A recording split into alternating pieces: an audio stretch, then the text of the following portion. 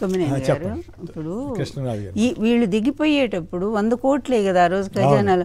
మరి ఆయన ఎంత ఆర్థిక నియంత్రణ పాటించి ఇసుక తర్వాత మందు వీటన్నిటి ద్వారా వచ్చే డబ్బుని జాగ్రత్తగా ప్రజలకే అందజేశారే 5 సంవత్సరాలు. ఎక్కడ క్యాలెండర్ పెట్టి డేటు వారి జగన్మోహన్ రెడ్డి గారు 100 కోట్లు నువ్వు ఉంచిపోతే ఈరోజు నువ్వు రాగానే 7,000 కోట్ల రూపాయలు నీకు చేతిలో ఉంటే నేను అమలు చేయలేనంటే ఇతను విజనరీయా జగన్మోహన్ రెడ్డి గారు విజనరీయా అండి? ఎంత బాగా 5 ఏళ్ళు ఎక్కడైనా జగన్మోహన్ రెడ్డి గారు చేతిలో డబ్బులు లేవనే మాట ఒక్కసారని అన్నారా? నిన్న బొగ్గన గారి ఇంటర్వ్యూ చూస్తే అద్భుతంగా అనిపించింది.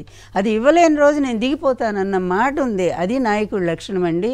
ఇలాంటి పిరికి వాళ్ళు, ఇలాంటి చేతగాని వాళ్ళు, ఇతనికి ఎప్పుడు పరిపాలన చేత కాదు కొమ్మినేని గారు.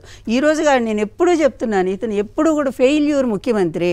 ఇతను అరిష్టం ఇది తప్ప రాష్ట్రంలో ముఖ్యమంత్రి అయినప్పుడల్లా కూడా తెలంగాణ ఉద్యమం ఊపిరి పోసుకోవడానికి కూడా ఆ రోజు ఎప్పుడు 1996లోనండి ముఖ్యమంత్రి అయిన దగ్గర నుంచి అంత ఎత్తున ఉవ్వెత్తున రావడానికి కూడా కారణం ఇతను అసమర్థ పరిపాలన వల్ల. ఎంతమంది చేనేత కార్మికులు, ఎంతమంది రైతులు ఆత్మహత్యలు ఆ రోజు అండి. అందువల్ల అట్లా ఎప్పుడు అసమర్థుడండి అతను. కాకపోతే అవినీతి పరుడు.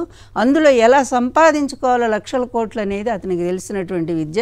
దానికోసం పార్టీలను ఎలా మేనేజ్ చేసుకోవాలో అతనికి తెలిసినట్టు ఇంకెవరికి తెలియదండి. ఎప్పటికయ్యేది ప్రస్తుతం అప్పటికి ఆ మాటలాడి అన్నట్టుగా అప్పటికప్పుడు పోయి వాళ్ళ కాళ్ళు పట్టుకొని ఎలా మేనేజ్ చేసుకొని గెలవచ్చో అది ఒక్కటేనండి అతనికి తెలిసిన విద్య. ప్రజలను పరిపాలించడం అనేది వైఎస్ రాజశేఖర రెడ్డి గారికి తెలుసు, ఎన్టీఆర్ గారికి తెలుసు. ఈ పాపం రాజకీయం ఓనమాలు తెరిగిపోయిన ఎన్టీఆర్ గారికి తెలిసిందండి. అదేవిధంగా జగన్మోహన్ రెడ్డి గారు చిన్నవాడైన ఆయనకి తెలిసింది తప్ప ఎన్నేళ్ళైనా ఎందుకండి హాయిగా విశ్రాంతి తీసుకోవాల్సిన వయసు వచ్చి అనవసరం ప్రజలను ఇబ్బంది పెట్టడం.